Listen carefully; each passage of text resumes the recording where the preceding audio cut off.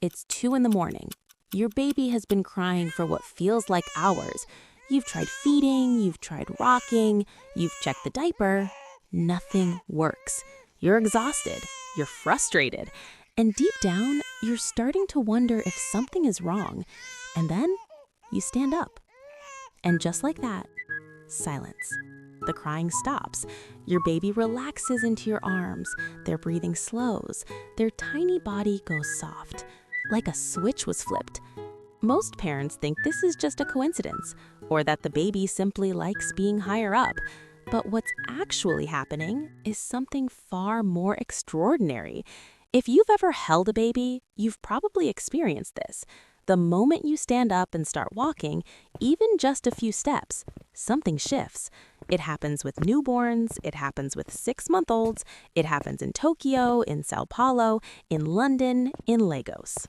It happens in every culture, in every family, and it has happened for as long as humans have existed. This is not a parenting hack. This is not a trick. This is biology. Now, there are a lot of theories floating around online.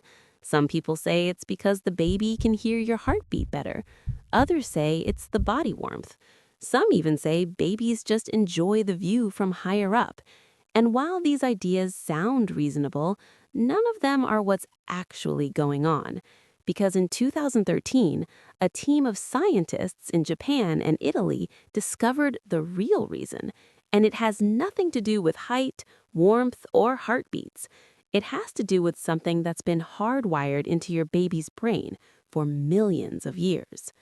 Dr. Gianluca Esposito and his research team set up an elegant experiment. They asked mothers to sit in a chair holding their babies, then, at a specific signal, to stand up and start walking. What they tracked was remarkable. Not just whether the baby stopped crying, but what happened inside the baby's body the moment the mother stood up. They measured the baby's heart rate. They measured their movements. They measured their vocalizations. And what they found was stunning. Within seconds of the mother standing up and walking, the baby's heart rate dropped significantly. Their body movements decreased by nearly 80%, and the crying stopped almost immediately. But here's the key. It wasn't just that the babies were calmer. Their entire nervous system shifted into a different state, a state that scientists call the calming response. And this is where it gets really fascinating, because this response is not unique to human babies. Watch a mother cat pick up her kitten by the back of the neck.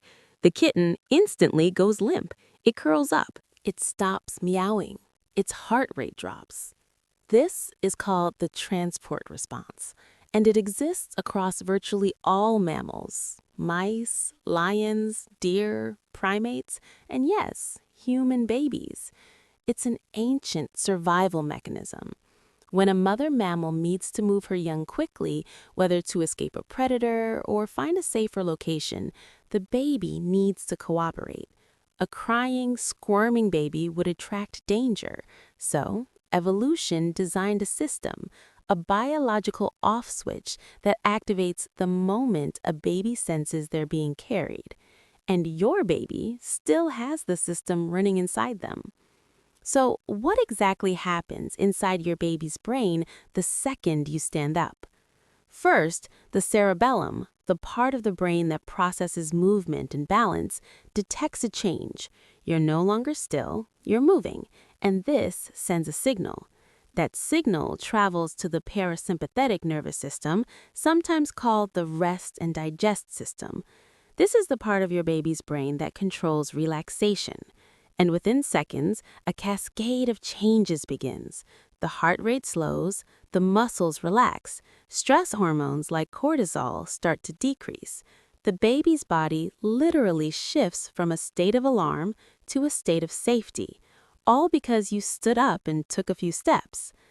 And I think this is what makes this so beautiful. Because think about what this really means.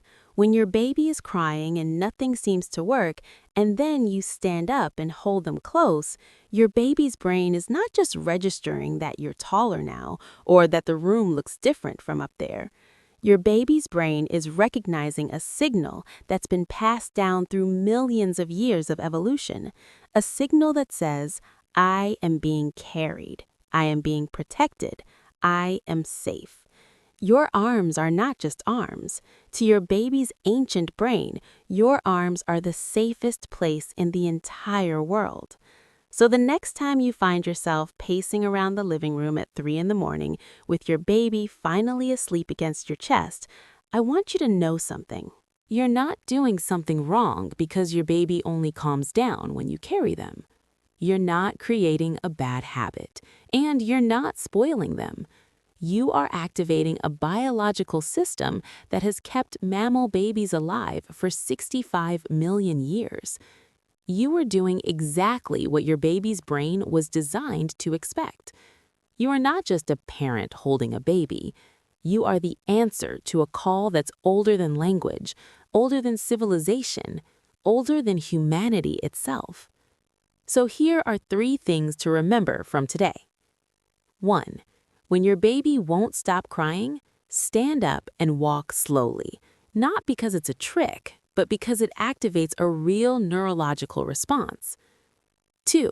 Hold them against your chest.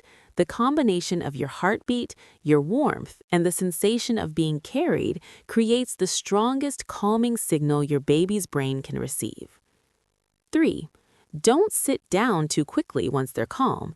The research showed that babies often reactivated their crying response within seconds of the parent sitting back down. Give it at least 5 to 8 minutes of gentle walking before you slowly settle. Now, there's another behavior that every parent struggles with every single night. Your baby is clearly exhausted, their eyes are closing, but they keep fighting it. They refuse to fall asleep. And most parents think it's a problem. But what if I told you it's actually a sign of something incredible happening inside their brain? That's next time on Little Minds.